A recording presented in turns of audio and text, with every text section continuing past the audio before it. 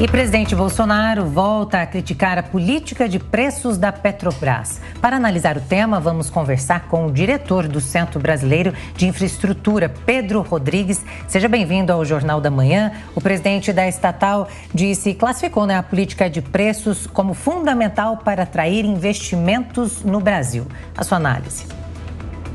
Olha, bom dia. Sem sombra de dúvida, a empresa manter essa política de preço, de paridade com o preço internacional, ela é fundamental, sim, para atrair investimentos, principalmente na área de refino, no setor de refino, A Petrobras ela tem a obrigação, segundo o termo TCC que ela assinou com o CAD, de vender 50% da sua capacidade de refino. E para isso acontecer, ter essa política de preço de paridade no mercado internacional.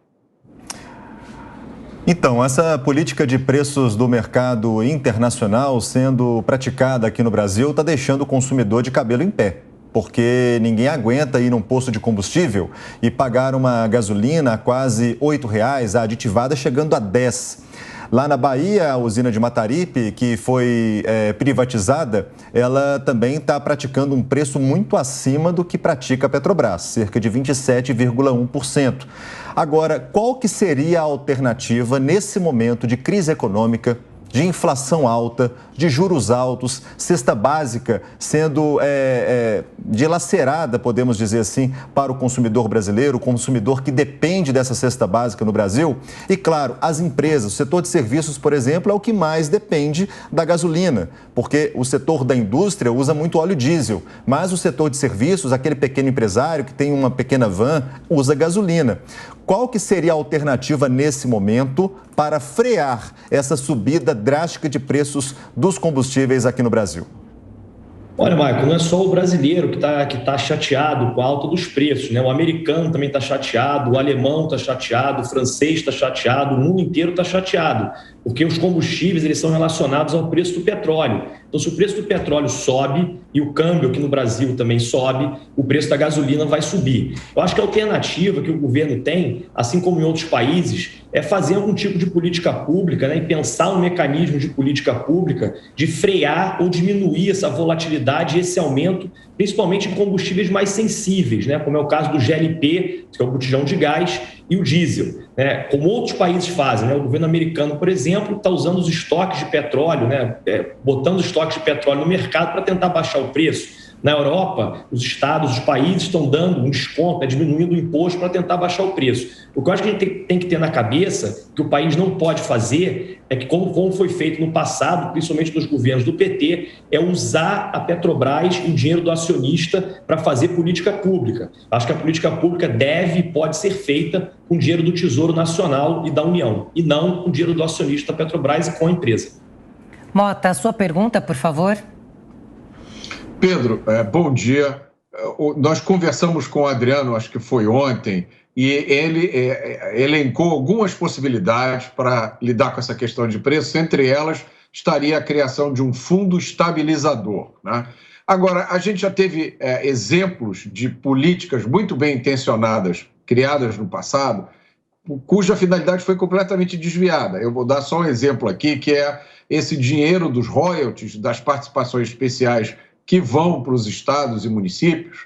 A maioria desses estados e municípios, por exemplo, o estado do Rio de Janeiro e o município do Rio de Janeiro, usa esse dinheiro, que não é uma receita constante, é uma receita que sobe e desce, usa para pagar despesas correntes, por exemplo, a aposentadoria dos servidores. Será que a criação de um fundo estabilizador também não correria o risco de ser apropriado para um uso político indevido?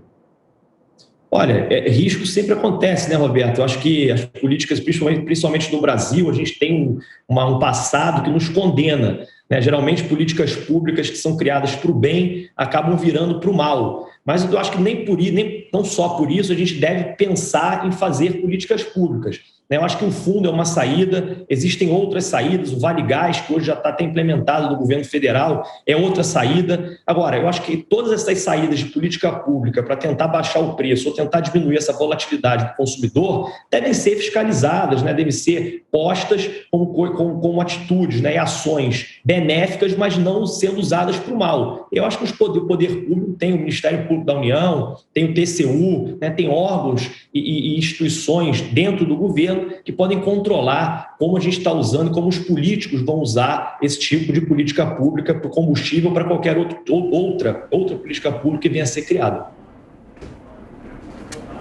Elisângela? O Mota tem mais uma pergunta? Tem sim.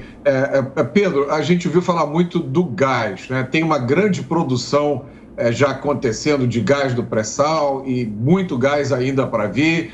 Alguns analistas dizem que esse gás tem a possibilidade de revolucionar a matriz energética brasileira, inclusive sendo usado em veículos, né? Em caminhões, em automóveis. Qual é a sua visão a respeito disso? Tem uma saída aí para essa questão do petróleo através do gás? Olha, acho que sem sombra de dúvida, né, Roberto? O gás ele é chamado, né, o combustível da transição energética. Né? Apesar de ser um combustível fóssil, ele é muito menos poluente do que o petróleo e o carvão mineral. Então, o gás ele tem um papel relevantíssimo e fundamental no mundo inteiro, não só para a substituição do diesel, como também para a geração de energia elétrica, para a indústria e outras utilidades. Agora, a gente precisa olhar para esse gás natural e entender que essa riqueza brasileira hoje ela está sendo, em boa parte, reinjetada. O que significa isso? Nós estamos jogando fora essa riqueza porque a gente carece aqui no Brasil de infraestruturas que consigam conectar a oferta de gás com a demanda de gás. Só para título de comparação, o Brasil hoje tem 40 mil quilômetros de gasodutos. Os Estados Unidos têm 4,5 milhões. Né? A gente está muito atrás e a gente precisa sim ter uma política e olhar para o gás natural não só para a produção, mas olhar como esse gás, como essa oferta vai encontrar a demanda. Eu acho que é aí que está o grande desafio brasileiro e eu acredito, né, espero que a gente consiga resolver nos próximos anos ou a gente vai ter simplesmente uma riqueza jogada fora. Obrigada pela sua participação aqui no Jornal da Manhã. Obrigado.